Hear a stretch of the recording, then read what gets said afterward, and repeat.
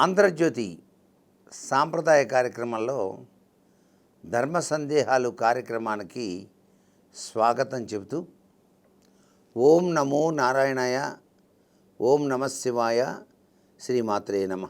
అయా ధనలక్ష్మి పూజ చేస్తే ఏంటి ప్రయోజనం అని అడుగుతున్నారు. ధనలక్ష్మీదేవిని పూజ చేసేటువంటి విధానం చాలా విశేషం. పొదుపుగా ఉన్నటువంటి ప్రతి ఒక్కరూ కూడా ధనలక్ష్మీదేవిని పాటిస్తే ఆ తల్లి మీ ఇంట్లోనే ఉంటుంది. ధనం ఉన్నది కదా అని చెప్పేసి ఇష్టం వచ్చినట్టు ఖర్చు చేస్తే నేను వెళ్ళొస్తాను నాయన అంటుంది.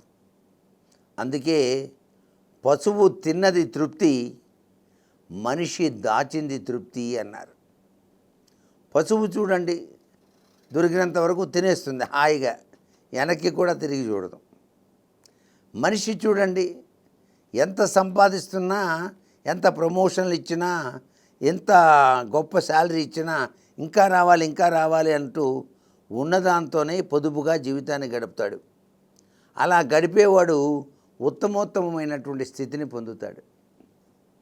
శాలరీ తక్కువ, ఖర్చులు ఎక్కువ చేస్తూ అడే జేబులు బడే జేబులు చేస్తే లక్ష్మీదేవి అనుగ్రహాన్ని ఇవ్వదు. నువ్వు ఎంత ధనలక్ష్మీదేవిని పూజ చేసినా, అమ్మా ధనలక్ష్మి నీ అనుగ్రహాన్ని ప్రసాదించు అంటూ రోజు గంటల తరబడి శ్రీం హ్రీం నమ శ్రీం హ్రీం నమ అని మంత్రరాజాలు చేస్తూ కూర్చుంటే ఏం ప్రయోజనం?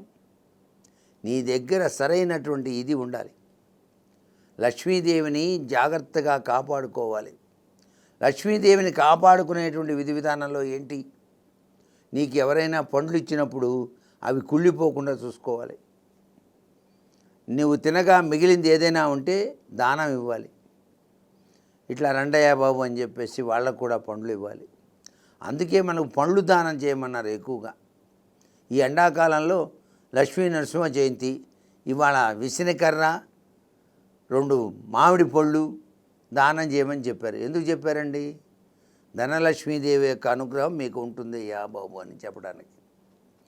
ఈతగాడు ఎంత దానం చేశాడు అనేది లక్ష్మీదేవి తన దీంట్లో టిక్కు పెట్టుకుంటుంది. బ్రహ్మగారు అడుగుతాడనమాట, అమ్మా ఇతన్ని నేను మళ్ళా జన్మనిస్తున్నాను, ఈయన సంగతి ఏమిటంటే ఆమె చూపు డైరెక్ట్గా చూస్తే వాడు కోటాను కోట్లు సంపాదిస్తాడు, కిందకి చూసిందనుకో కడిగ దరిద్రుడై ఉంటాడు. అంటే వాడు దానం ఏం చేయలేదు గత జన్మలో. జన్మలో చేసిన దానమే మనకి ఈ జన్మలో అనుభవిస్తున్న సిరి సంపదలని. కనకదారాస్తవంలో కూడా అదే కదా ఆది శంకరాచార్యుల వారు చెప్పింది. లక్ష్మీదేవి సాక్షాత్కరించి ఏంటి నాయన శంకర పిలిచావంటే, అమ్మ ఈ పేదరాలకి పేద బ్రాహ్మణ యువతి ఆమెని నువ్వు అనుగ్రహించు అంటే, ఈమె జన్మలో ఎప్పుడూ కూడా పెళ్ళికి కూడా బెచ్చం పెట్టలేదు, ఈమె ఎవరికి దానం చేయలేదయా, ఏం చూసుకొని ఈమెకి నేను ఇచ్చేది అన్నప్పుడు, అమ్మ ఇప్పుడే ఆమె ఒక్క ఉసిరికాయ తీసుకొచ్చి నాకు దానం ఇచ్చింది, ఈ దానాన్ని ఆధారంగా చేసుకుని ఆమెను అనుగ్రహించున్నాడు బాలశంకరుడు. కాలడిలో జరిగిన కథ ఇది. వెంటనే ఆమె బంగారపు ఉసిరికాయలు కురిపించిందని నేటికి మనం చదువుకుంటాం. కనకదారాస్తవాన్ని నిత్యం పఠిస్తూనే ఉంటాం. ఏ ఇంట్లో 3 పూట్ల కనకదారాస్తవం పఠించబడుతుందో ఆ ఇల్లు ధనలక్ష్మి నిలయంగా మారుతుంది.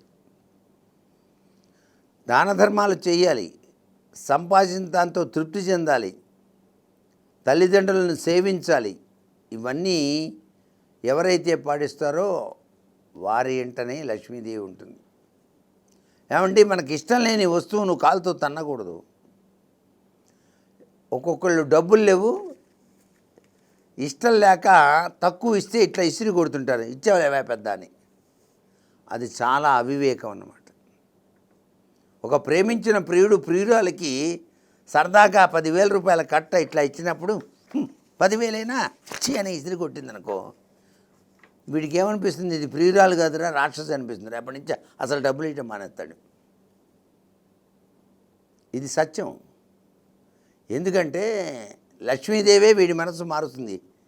నువ్వు రాంగ్ రూట్లో ఉన్నవరా నాయన జాగ్రత్త అని.